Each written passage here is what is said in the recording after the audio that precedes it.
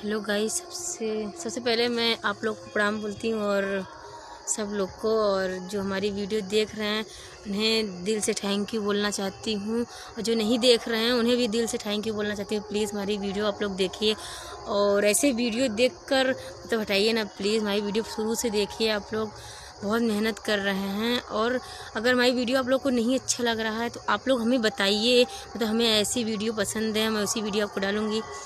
क्योंकि मैं ससुराल में रहती हूँ इसलिए थोड़ा मैं वीडियो बहुत कम बनाती हूँ, क्योंकि घर को देखना है और वीडियो भी बनाते हैं। और प्लीज़ हमें सपोर्ट कीजिए। और अब आप लोग से क्या कहें, प्लीज़ वीडियो मेरी देखिए ना, बहुत मेहनत करते हैं आप लोग। देखिए मैं कितने कहाँ आई हूँ, आप लोग दिखाइए इनको, गाइस को दिखाइए बस।